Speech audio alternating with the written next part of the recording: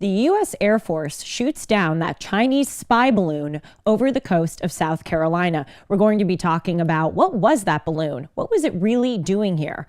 And what does it portend for the future of our country? Iran and China step up their weapons assistance to help Russia defeat Ukraine. We're going to assess the state of international coalitions that are working against the West. A Southwest and FedEx flight almost collide at Austin's International Airport. Clearly, our transportation capabilities are in great shape. And in the last part of the show, because today marks the 59th anniversary of the Beatles' first trip to America, I will discuss what made that visit so important.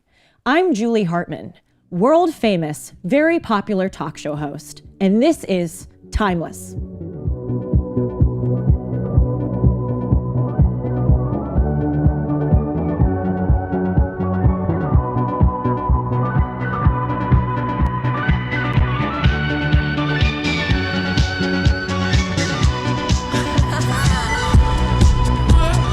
Welcome to the 14 and a half of you who are watching this live stream right now. Today is Tuesday, February 7th, 2023. You know, I said 14 and a half because I bet there's a dog lurking in the background as one of you are watching the show. But I am grateful to all of you who are watching, and I encourage you to please like, comment, and subscribe to my channel. And you can also follow me on my Instagram page at Julie R. Hartman.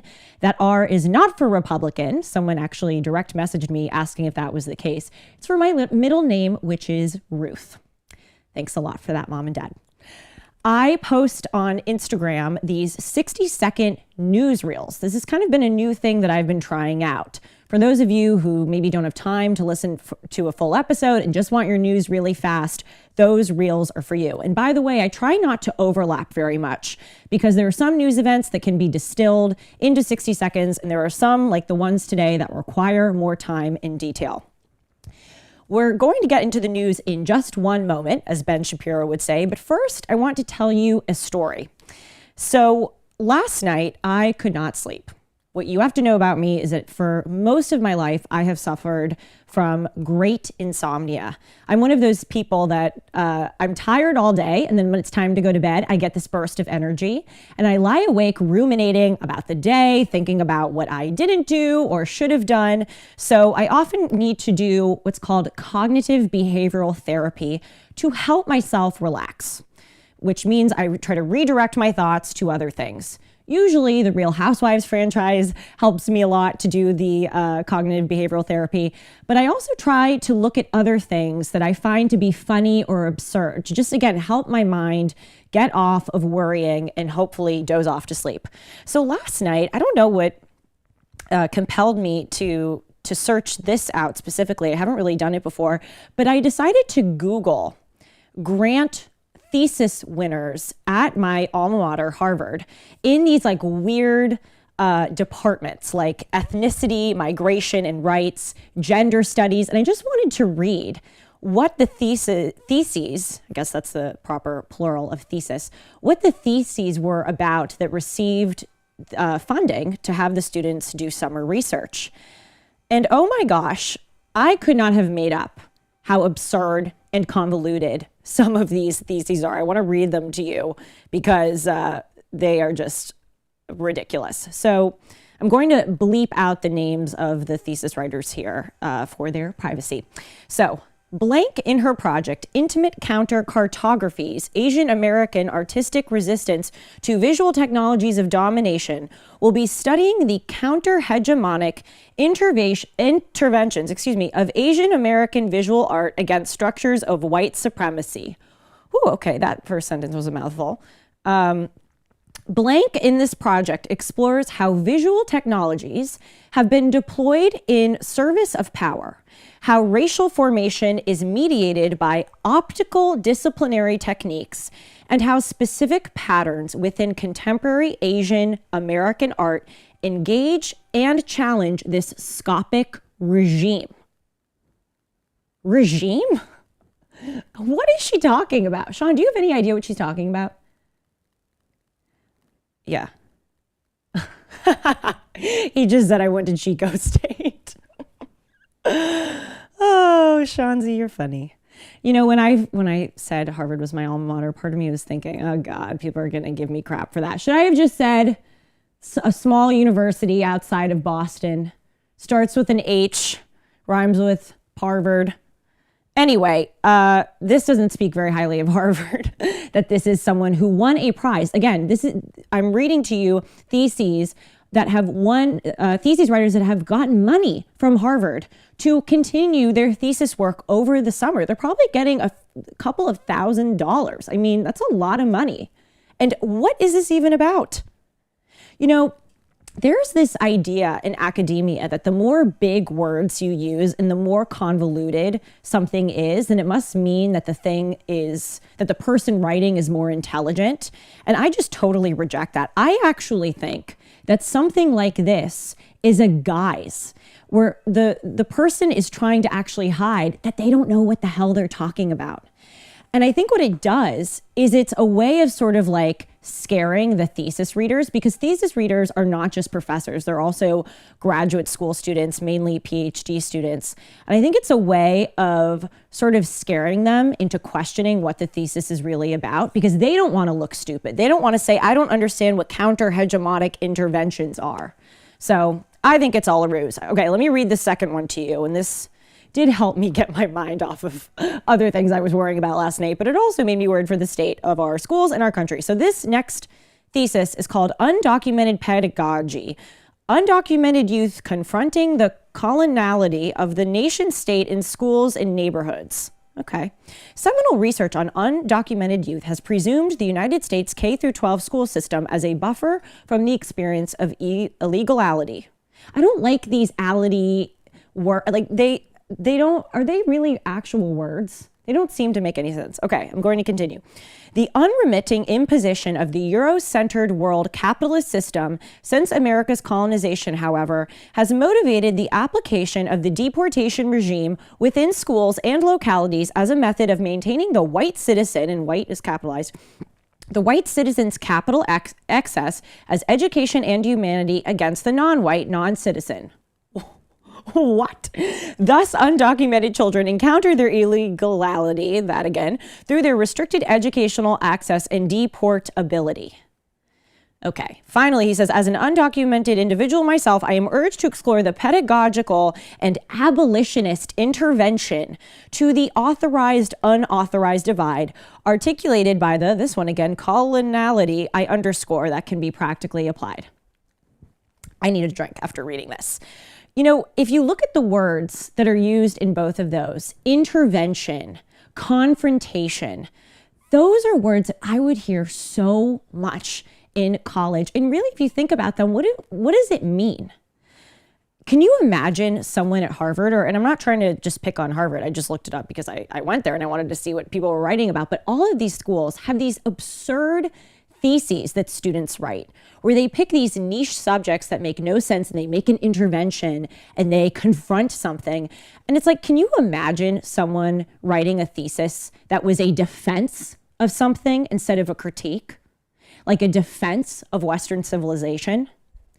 And I think that this whole thing that we are taught in academia to intervene, to critique something, really fuels the leftism that we see in this country, especially so prevalently among younger generations. Because when you are in the classroom, the teacher is always asking you to, again, critique an author or critique a part of history. We never in school get an essay prompt or a prompt just to speak in participation section that's asking us to speak highly of something or defend something.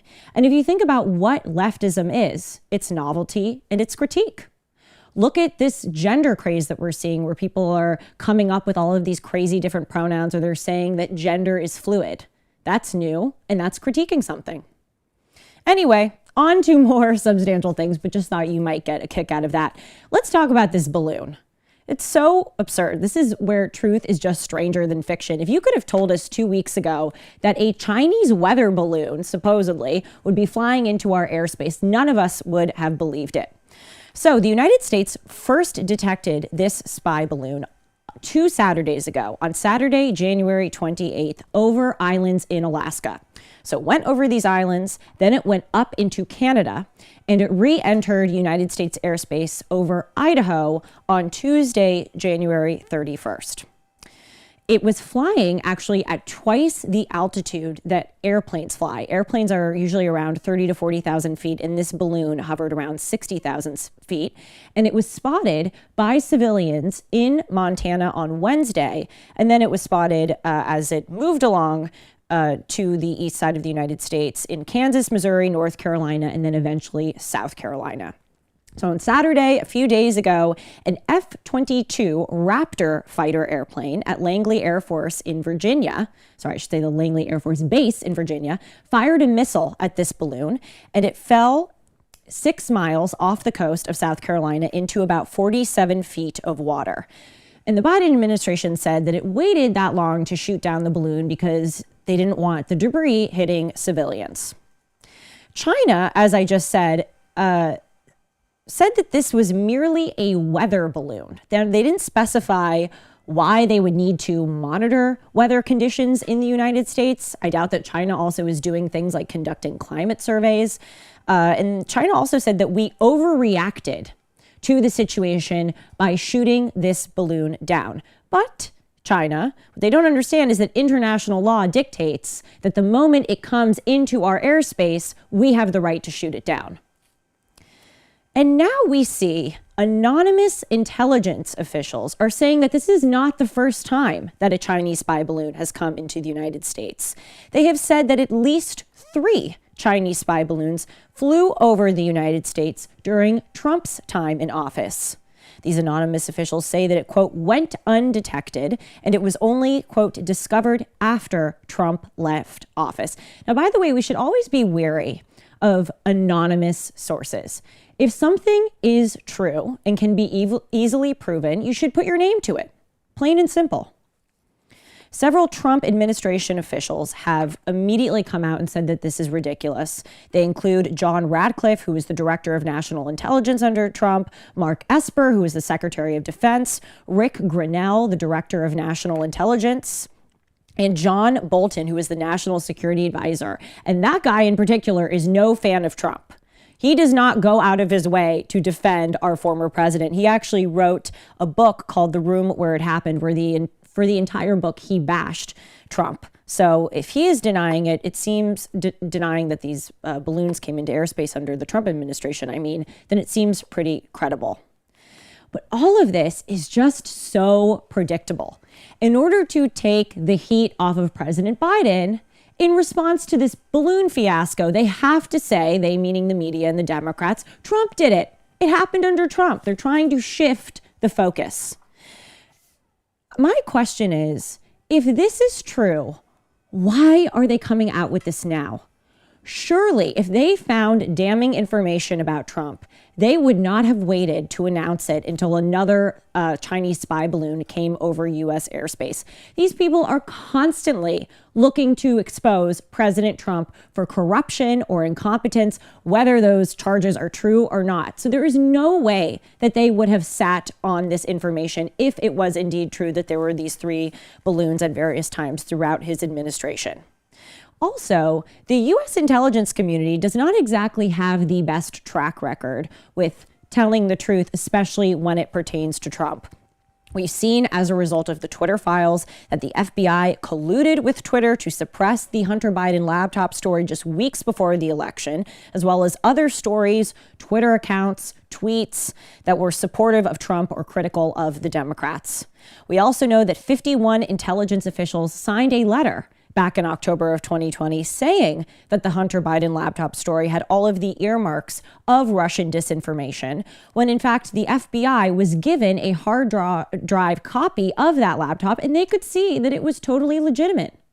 And in recent weeks, we have seen some of the intelligence officials who assigned that letter, such as Douglas Wise, who was a former Defense Intelligence Agency deputy director, come out and admit that, quote, all of us figured that a significant portion of that content had to be real.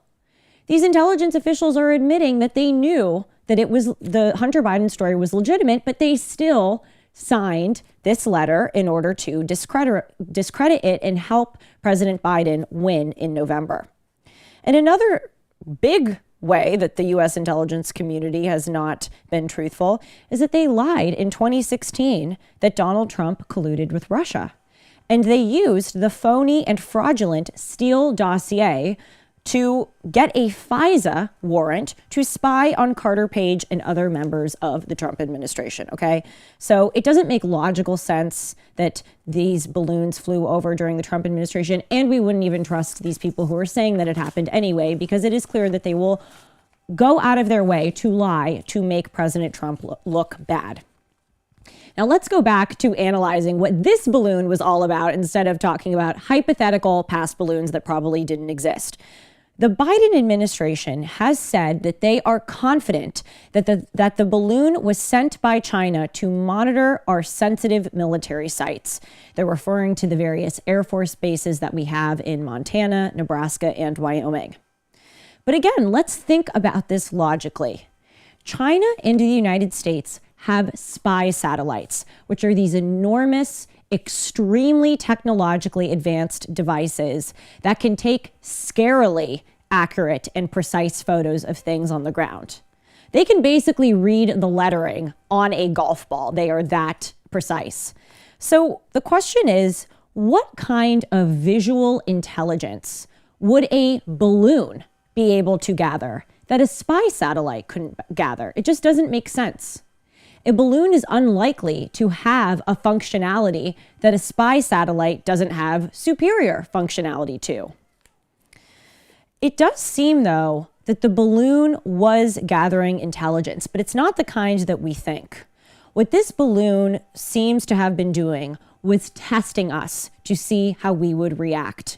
And I think it was China trying to send a signal to both the United States government and the United States population that you don't live in the country that you think you live in or that you used to live in. China is essentially saying, we have power over you. We can send a blimp. Think about how absurd it is. And by the way, don't think for a minute that the Chinese don't have any kind of knowledge of how absurd it is. That's probably the reason why they've sent it into our airspace. They're essentially saying, we can send a blimp.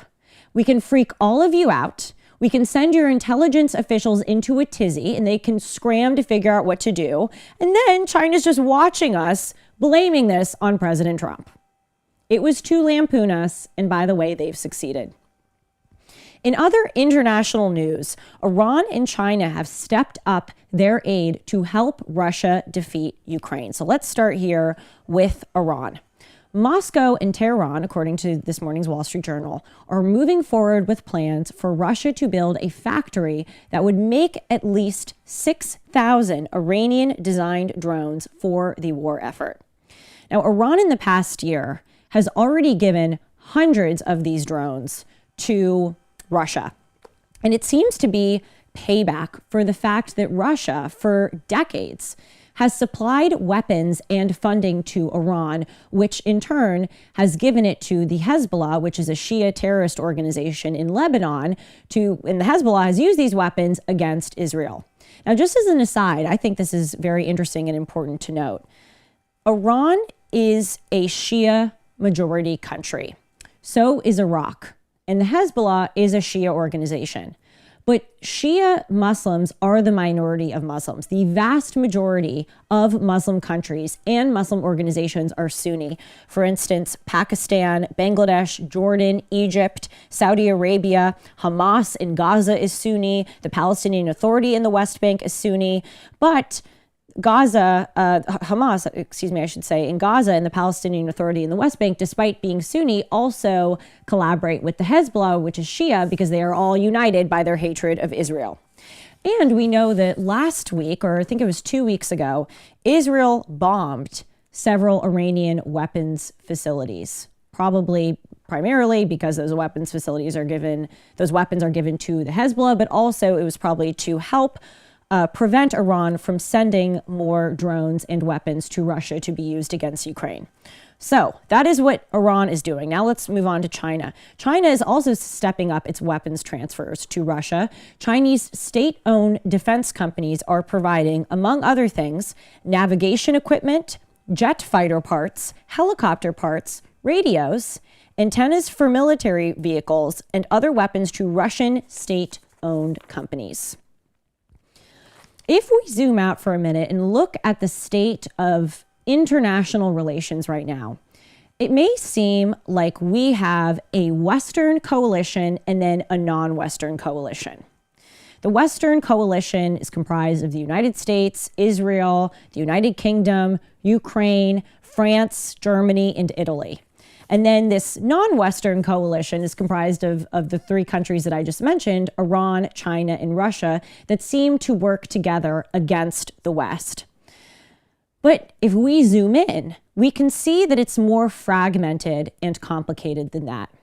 It is true that there is a Western coalition, if you will, and those countries that I mentioned seemed to be generally more aligned in their values than the non-Western coalition. They're all really pretty much aligned as far as their support of capitalism, democracy, respect for human rights, a rules-based order rather than chaos.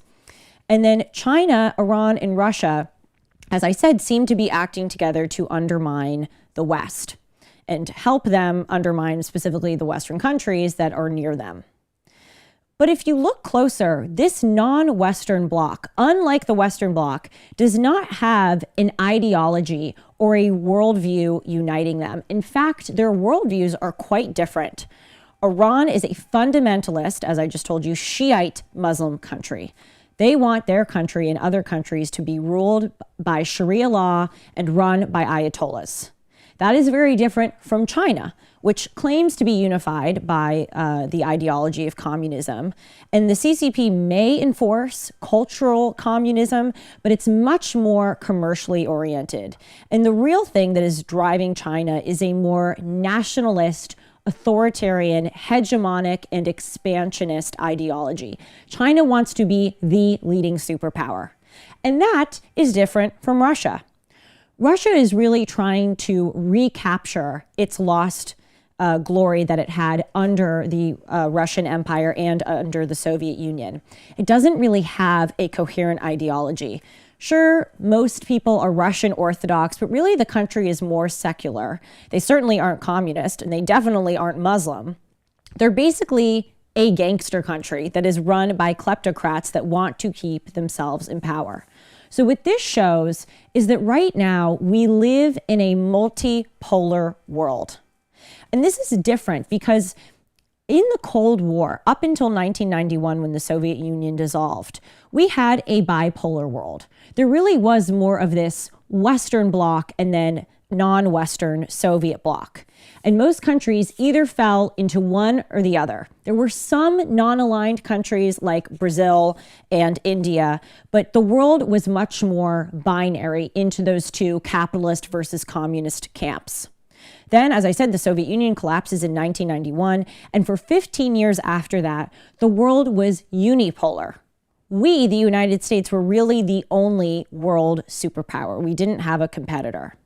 But now, with the ascent of China, with the economic success of places like Saudi Arabia and India, we have turned into a multipolar world. Yes, we have the Western bloc, but as I just explained, our competitors aren't really ideologically unified with one another. Now, you might be thinking, well, this fragmentation must be a good thing. And in some ways, it certainly is. But according to John Mearsheimer, who is a fabulous, super smart, conservative Chicago political scientist, he says that a multipolar world is actually more dangerous than a bipolar world. Because when countries are more on their own, they tend to behave in riskier and more unpredictable ways.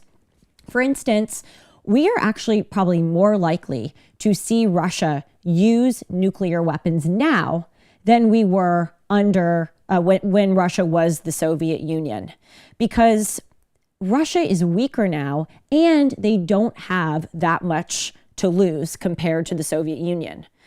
When Russia was the USSR, it was this huge multinational country.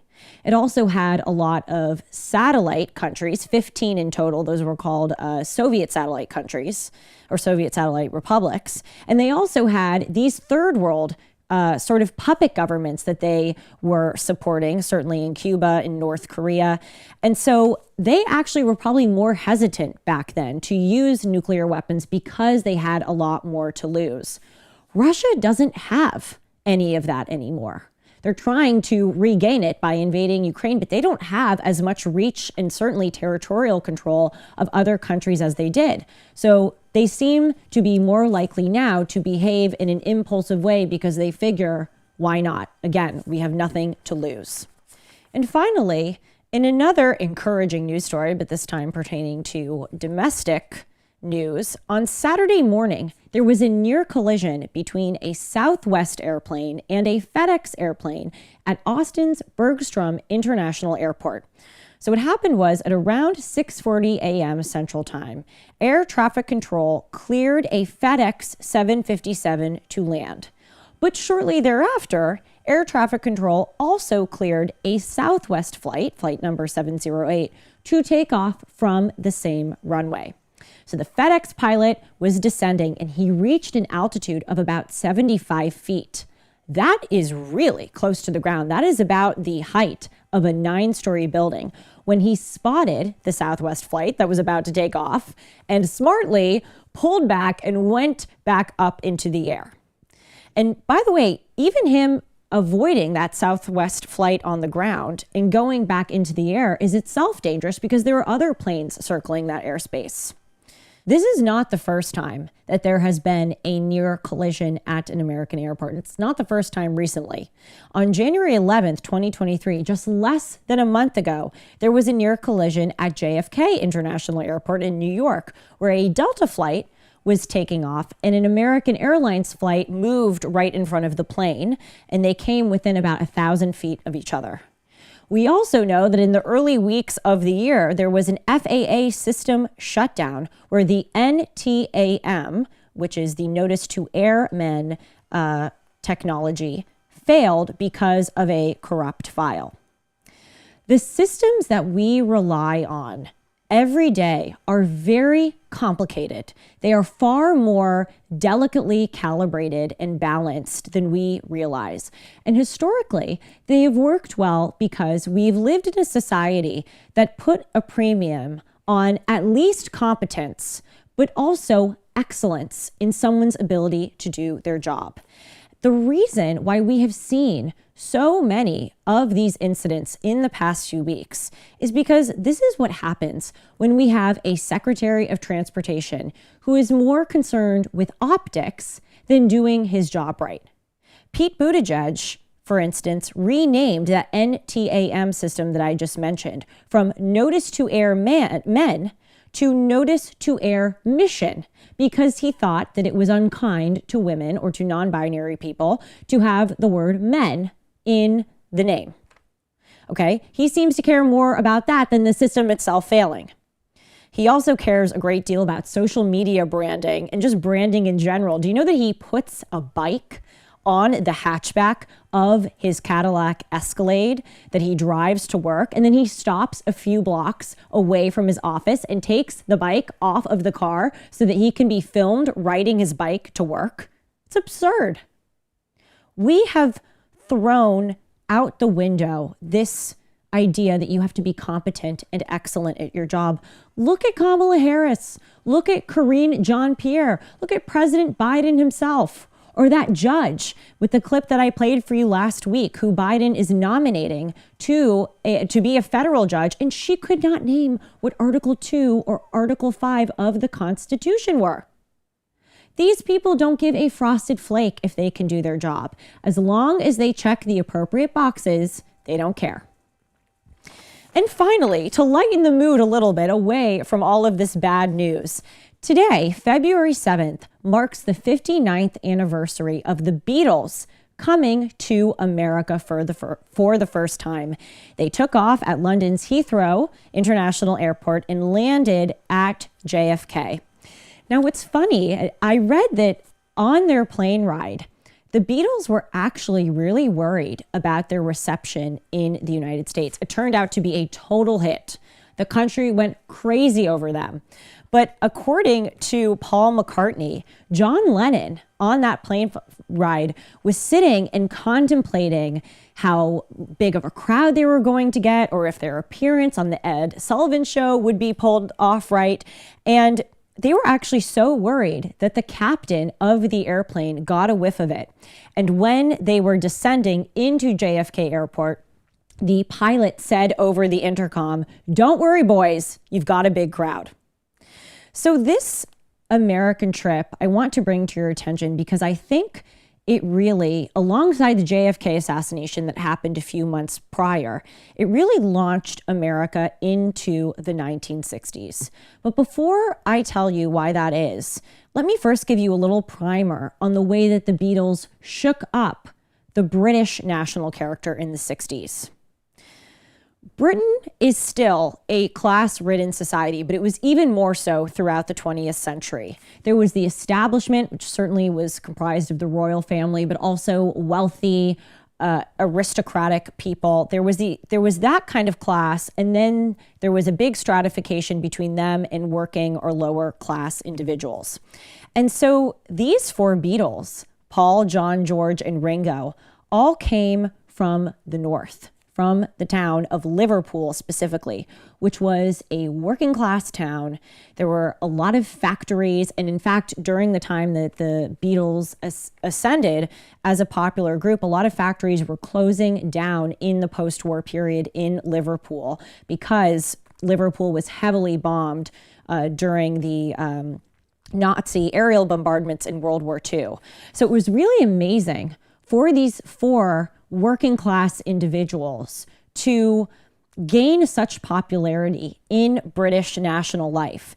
And it sort of shook this stilted exterior of British hierarchical culture. And the Beatles had this brilliant manager who was named Brian Epstein, and he really sort of navigated this ascent of the Beatles. And what he advised them to do was to change their look. We think of the Beatles in suits and ties and looking like nice, dapper young men. But actually, in the early 60s, back when the Beatles called themselves the Quarrymen, they wore black shirts and black leather jackets. They really wanted to look youthful and embody the counterculture. And Brian Epstein, their manager, who became their manager in 1962, very shrewdly advised them to get rid of that. He said, you don't want to shove this idea of you representing the counterculture down people's throats. It's young enough that, or it's good enough that you're young, excuse me. It's good enough that you are, talking about differing values in your songs. It's good enough that you are these four people from a working class part of the country. So wear nice clothing because that will be more digestible for the British public and especially the establishment to embrace. And so that's what they did. And Brian Epstein was totally right that it was a hit. Now, one of the biggest things that the Beatles did in Britain, and they brought this to the United States, is that they had sort of a sarcastic relationship with the press. They really shook up the way that famous people, and specifically singers and bands, interact with reporters. And not just with reporters, but with the public. Usually when people in bands or famous people would sit down for interviews, it would be very serious. But what the Beatles did is in every opportunity they got, they would try to poke fun at people. So I want to play for you this clip where the Beatles were performing at a concert that was attended by all of these establishment people, and the royal family was actually there. And John Lennon goes up and makes a very cheeky remark. Let's hear it. Thank you. For our last number, I'd like to ask your help. Would the people in the cheaper seats clap your hands? And the rest of you, if you just rattle your jewelry.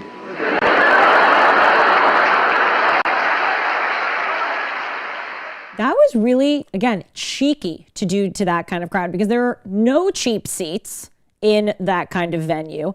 And to say to the British royal family to rattle their jewelry, that was kind of seen as a whoa moment, to kind of give it to the Queen in that way. But if you look again at the end of that video, you see John Lennon kind of smile in this humble, sheepish way, like he knew that he just made a joke. That's what made the Beatles so great, is that they pushed the limits, but they weren't so arrogant that they came off in a really bad way. They knew that they were being sarcastic, and they kind of made fun of themselves as they were making fun of other people.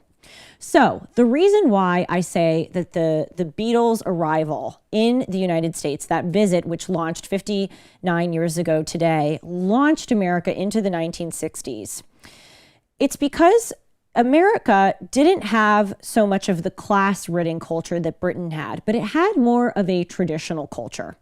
And what's also important to know is that just a few months earlier, as I said, JFK was assassinated in November of 1963. And JFK was the youngest president, still is the youngest president that we ever had. And he was so different from someone like Eisenhower or the previous old United States presidents. He was young, he was handsome, he was confident and charismatic, and he sort of represented the burgeoning youth culture in the United States, but he was killed.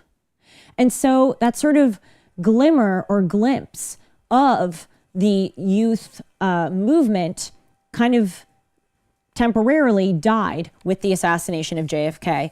But then the Beatles' timing was so great because 3 months later, they came to the United States and they sort of reignited that sense of youth, confidence, and charisma. And they played with the American press in the same way that they played with the British press. Let's hear some of their sarcastic remarks, about the size of the crowd that they got in America. Have you ever seen a reception like this in any of the... Marvelous. We never had anything like it before. Fantastic. No, it's the best ever we've ever had. See, they're being cheeky there. Let's listen to another clip when they're talking with the British press about Elvis. What do you think of the comment that you're nothing but a bunch of British Elvis Presley? Oh, it's not true. It's not true. The 1960s was when the counterculture became the dominant culture, and that's what we see today. There isn't any more of this traditional old guard, but instead, the counterculture has sort of replaced traditional culture as the main gig in town. And the Beatles were the type of band that set the culture from the bottom up.